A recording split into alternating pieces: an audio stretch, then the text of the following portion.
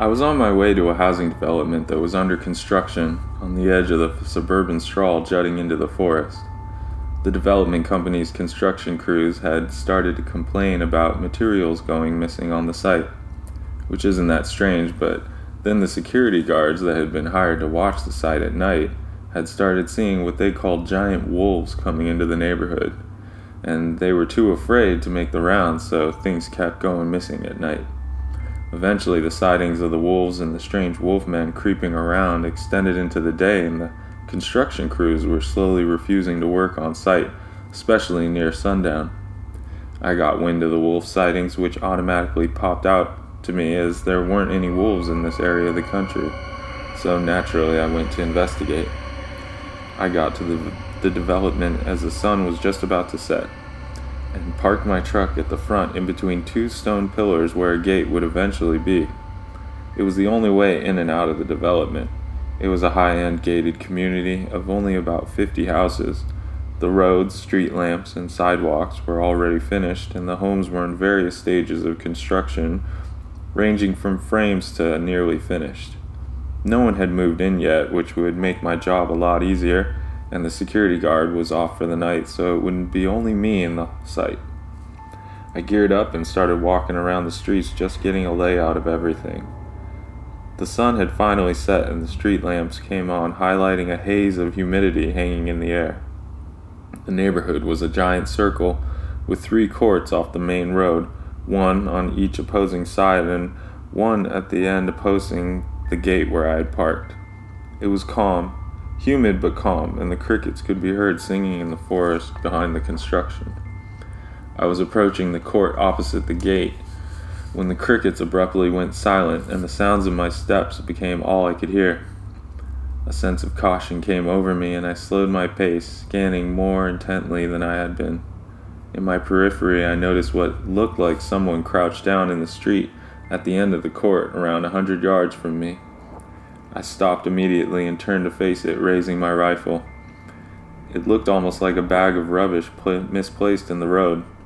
It wasn't moving or making any sounds, and at the distance I was through the haze, it was hard to make out any defining features. I looked through my scope. A tall, lanky humanoid stood up and faced me right back. I could see what looked like the head of a wolf, but it clearly had a human body. I felt as if we were making eye contact through the scope. Neither of us made a noise or a move towards one another. I was waiting. In my experience, wolves and werewolves all come in packs, and if I'm seeing one, then there are probably more. The silence of our standoff was broken by the clang of a pipe falling to the ground. It came from the right of me, and I instinctively turned to face it, my rifle pointed in the direction I heard it from. I scanned the framed-out houses for any movement, but couldn't see anything. Quickly, I turned back into the court to see where the human wolf thing was, but it had taken the moment to run off. Before I could comprehend it, another clang rang out, this time to my left. I turned to see what it was, but as I turned, everything stood silent and still. I caught some sort of movement back in the court and turned to see the giant silhouette of a wolf at least 6 feet tall, walking slowly into the middle of the court. The human wolf from before was riding on top of it, as a pair arrogantly strolled into full view. I felt them daring me to confront them. I was standing in the middle of the main road as sounds of metal and scratching and growls reverberated off the unfinished houses from every direction.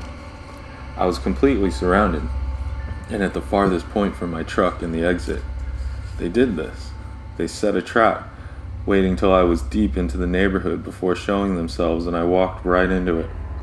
I still had my rifle trained on the human with the wolf head, who I assumed was their leader, but wasn't sure what to do from there. I kept my gun fixed on the leader and slowly started to make my way to the left and down the main street back towards the exit. The leader and his wolf slowly matched my steps, keeping me in his view as I kept him in my crosshairs. The whole time the sounds on either side of me continued as the rest of the pack kept pace, growling, following me as I made my egress. The whole way back to my truck we maintained this mutual standoff as they pushed me out of the neighborhood. I quickly jumped in my truck and started it up, and I hit my high beams to get a better look at the lot of them. Eye shine everywhere. There had to be at least 10 other wolves in the surrounding shadows. I could see their leader was a tall, wiry man with pale and dirty skin, wearing a wolf mask like a motorcycle helmet. I paused for a second, making eye contact with it one last time. It wasn't over between us. I drove out there feeling lucky and glad that I hadn't taken a shot. I clearly would have lost that battle. But now I knew how many of them there were and who the alpha of their pack was. And I knew I wasn't going to hold back the next time we met.